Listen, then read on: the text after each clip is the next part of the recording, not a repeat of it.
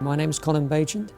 I'm a professor of epidemiology here in Oxford in the university, and I specialise in running clinical trials and also doing studies called meta-analyses, which is where you take all the data from lots of trials and put them together, and that's been my special interest for the last 30-odd years. My main interest has really been cardiovascular disease right from the very beginning when I started research.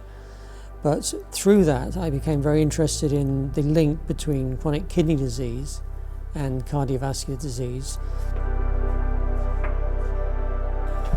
The most motivating thing is to see how the work that we do, which takes many years, involves very big teams of people, they have enormous impact on the lives of people with chronic kidney disease or people with disease in general.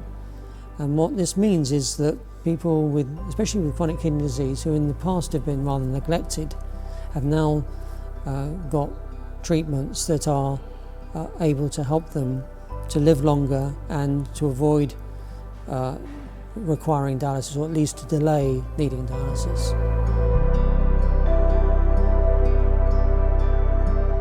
Originally, I was diagnosed with Alport Syndrome when I was a very tiny baby.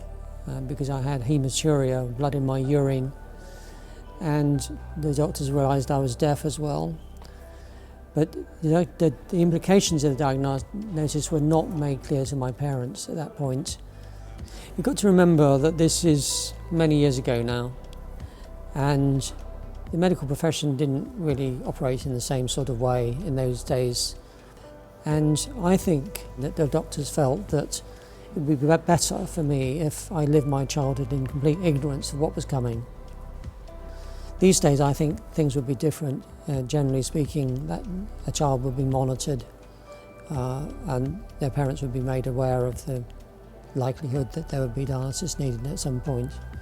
And so it wasn't until I was 17 and I developed end-stage kidney disease and became pretty sick that it really became clear that I had Alport Syndrome and that I was going to need dialysis imminently.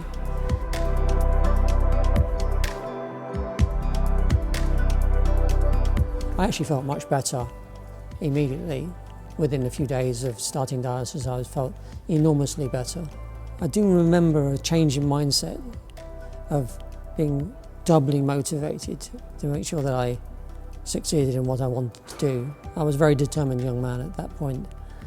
And since then, I think that's persisted. I've always been extremely motivated in doing what I do to try to make a difference. I'm nearly 62 now. I had my first transplant when I was 18, back in 1980. And that first transplant lasted 15 years, so until 1995.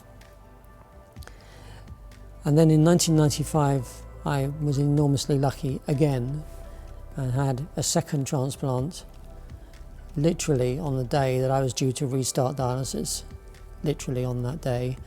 And that transplant has functioned very well until today. Sadly, it is beginning to show signs of wear, and I probably will need to dialyse again sometime soon.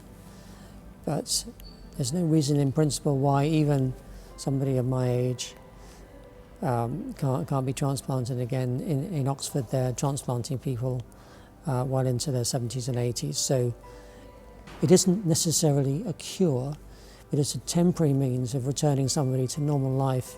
And for me, personally, that has been enormously important. I was very sick at age 17, and I have lived almost completely normal life until age 62, when things are beginning to now slow down. That's a remarkable achievement for medical science. And for me personally, it's meant I've had opportunities that I would not otherwise have had, and I'm enormously grateful for that.